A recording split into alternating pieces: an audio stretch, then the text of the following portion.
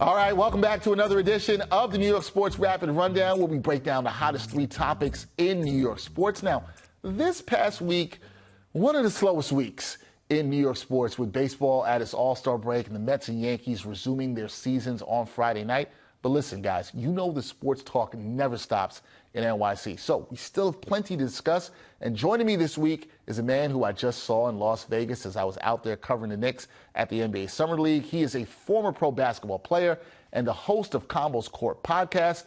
My guy, Andrew Combo Salop. How you doing, man? I'm doing well. How are you? Saw you out in Vegas. How are things? How was the flight back? Talk to me. Listen, man, Vegas was fun. I know you had a good time. It was hot.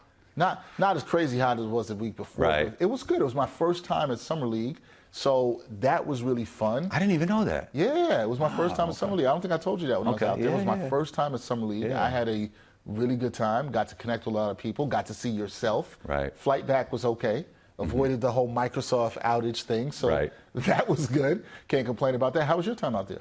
It was great. You know, Summer League is all about connecting with people, watching basketball, and having fun. Like, I've been going there for a long time. I got to record a podcast right from Thomas and Mack called No Trade Clause. Everybody go check that out, Combo on No Trade Clause. Check it out. Yeah, it was a great experience. It's always a great experience. It was great bumping into people. It was great seeing you, Dexter. No, it was. I had always heard that going out there is such a great opportunity to network and meet different people. And seriously, everybody from the NBA is out there. Yeah. It was also good to see some basketball as well, too. But good to have you here on the New York Sports Rapid Rundown. And look, Combo, we got some things to talk about this week, we do. Including the New York Liberty. They are at the top of the league right now at the All-Star and Olympic break. We've got changes to the Subway Series. But first, we got to talk about a team that we saw out in Vegas, and that would be the New York Knickerbockers. So, Combo, out in Vegas, I know you saw this. We got to get a look at the Knicks rookies up close. And myself and I think other members of the media, we were very impressed with one person. That was the second-round pick of the Knicks, Tyler Kolek. Kolek had a game-winning three-point play on Wednesday against the Kings. Combo, what did you make of what you saw from the point guard out in Vegas, and do you think he's got a real chance to get rotation minutes this season? You mentioned it. He's had the moments, right? He had the game winner. He had that 360 pass the other night.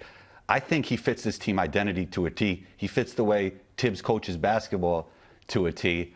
The toughness, the feel for the game. You got to love all of it. Now, the thing that he might have to improve on is the shot making, and I think he'll get better. But, yeah, in the beginning, I don't know if he'll be able to contribute, but maybe over the course of time. I know sometimes teams go through injuries, hopefully not for Knicks fans, but you never know, and I think he will get his opportunity eventually.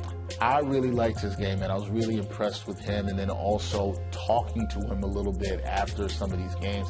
He's just very confident in a way. And the thing I also liked about him, doesn't turn the ball over a lot. Like 100%. He's very much under control. So that 360 pass you mentioned the other night, that was really dope. He's just really confident out there, and I think he's a guy, like you said, will he crack the rotation and make minutes?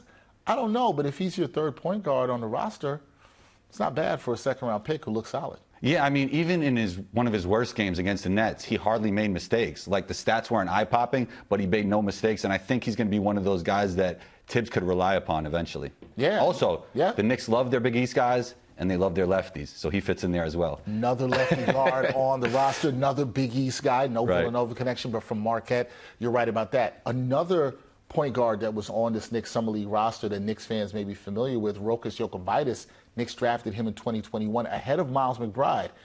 And when we talked to him in Vegas, the media, he said that he believes that he's NBA ready. From what you saw of his game in his second Summer League stint, do you think that he's ready to help the Knicks right now? I think he's ready for the NBA. I don't think he's ready to help the Knicks. The Knicks have Tyler Kolek, who we just mentioned. They just signed Campaign. And, of course, you got Jalen Brunson eating up a bunch of the minutes. So I love his game. I love European guards. Me personally, I love the unique cadence they play with. But I'm not sure he's ready to help the Knicks right now. What do you think that he needs to do more of in his game? You said you think he's NBA ready. Is there things you want to see him improve upon? Yeah, I mean, the defense could be a little bit better. The decision-making at times. But, you know, he has great feel for the game, just like Kolek. And I do think he could help the right team. Maybe a team not in the playoffs, just give him a lot of opportunity, let him get the basketball.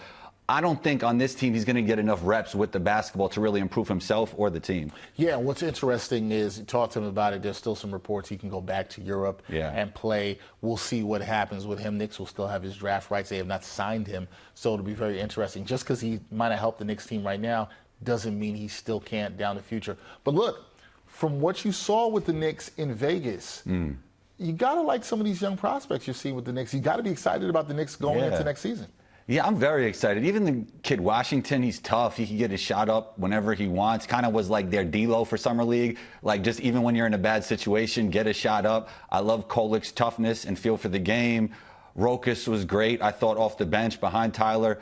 I loved everything they were doing in Summer League. It was a lot of fun. I saw one tough game against the Nets, but they've been coming on strong now. I love the Knicks Summer League team, and another Summer League team I love was the Houston Rockets with Reed Shepherd and Cam Whitmore. There was all kinds of teams out there that had a lot of fun to them. I got to catch Reed Shepherd. I believe that was in his second game, looking really good out there. There was a lot of teams you could watch out there, some young players. Folks, if you have not been out to Summer League, and I'm saying it now, first time, you gotta go. It's a really good experience, so definitely check it out. I mean, listen, like I said, everybody's there. Combo was there. I was there. Everybody in the basketball world is there. You got to check it out. But the Knicks, looking good. How you feeling about the Knicks for next season? I love it. I mean, they leaned fully into Nova Knicks, right, with Mikal Bridges. The thing that they need to address is that center spot. And I don't know if it's going to be Walker Kessler, Nick Richards. We could talk about Walker Kessler, but Danny Ainge is probably going to want draft picks that the Knicks don't have right now, a whole bunch of money. He's hard to negotiate with. But it'll be interesting to see who the Knicks could get for that backup center, because you definitely need an insurance policy for a player like Mitch. No, I definitely do. It'll be intriguing to see what the Knicks do. But right now, Knicks fans feeling good after what they've done this offseason and what you saw of the young players in Las Vegas. All right, Combo, let's talk some baseball. People know you for the basketball, but we're going to talk some baseball. Where on Thursday, Major League Baseball released their 2025 schedule, and next year, New York baseball fans are going to get more Subway Series games. The Yankees and Mets, they play each other 4 times this season, but next season, they're going to face off 6 times with 2 weekend, 3-game series. Combo, what's the better move here for the local baseball fans? The Bronx Bombers and the Amazins playing 4 times or 6 times in a season? Which way are you rocking with? It's back to the way it always should have been. I mean, we had this in 2021. I love it, man. And we're going to have baseball on July 4th between the Yankees and the Mets. I mean, what could get better than that? I love this, and I think it's great. Yeah, I think it's great, too. I miss when the teams played the 2-3-game series. Right. You want to see that. You want to see more. Some people say they don't want to see as much because of the interleague play. Do you think, you say it's great.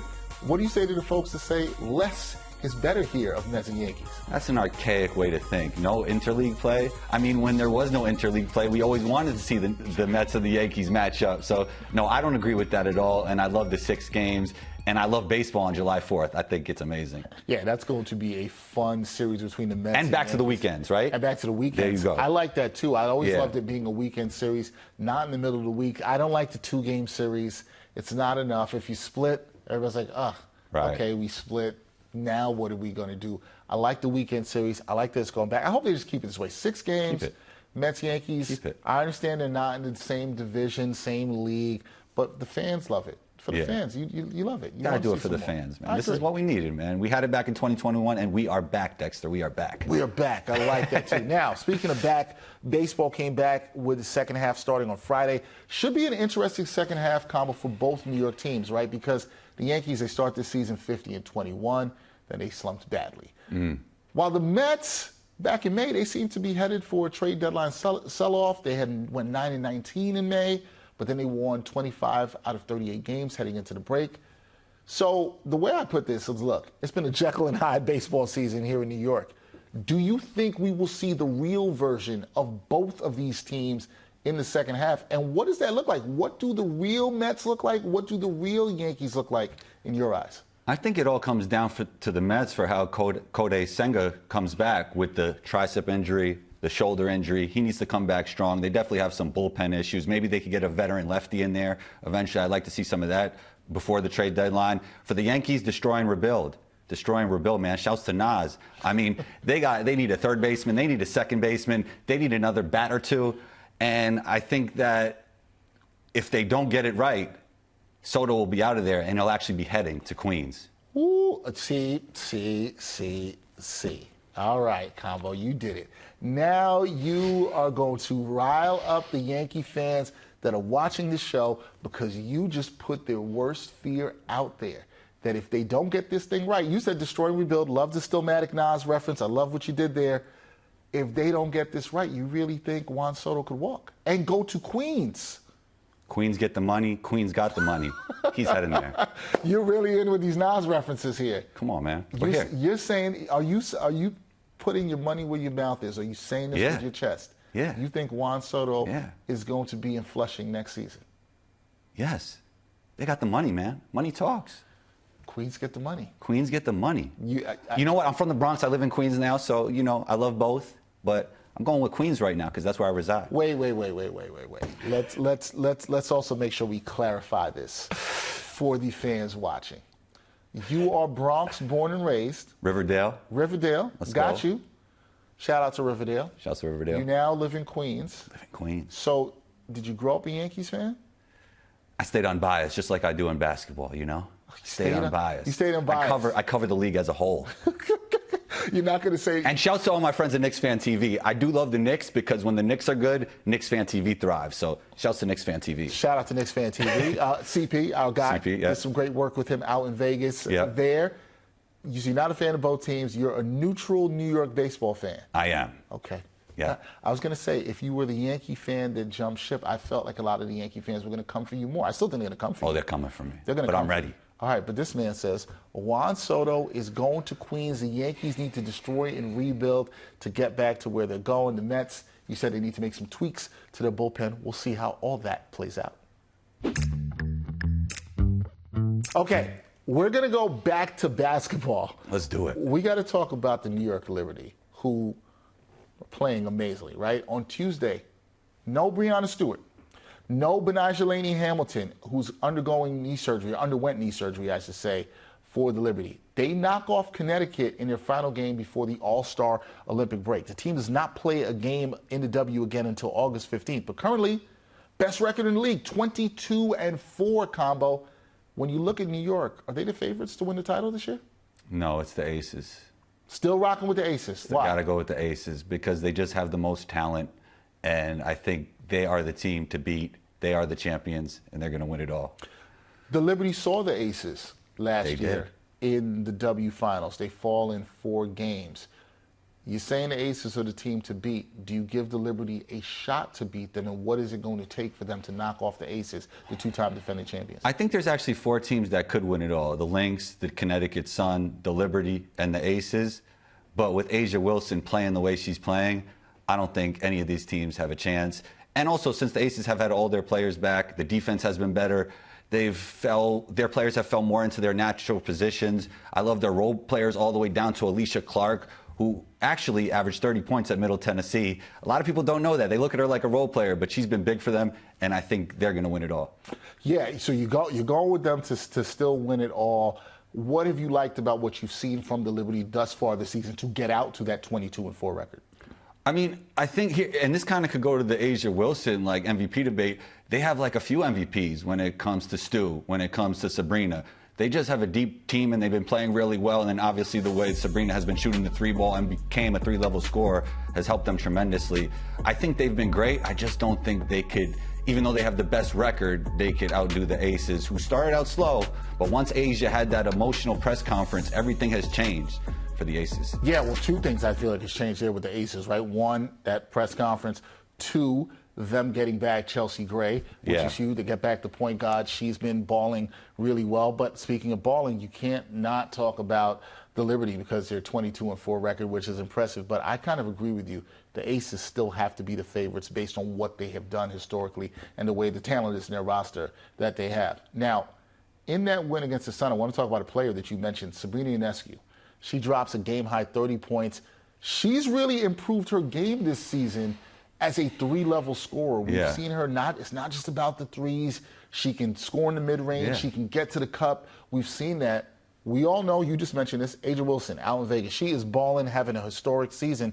But do you look at Sab? should she be in consideration for either two awards? I'm going to put League MVP, which I think A'ja Wilson's a front runner for now, or Most Improved Player because of what I said and how much her game has grown in the last year. Do you think she should be in consideration for either of those awards?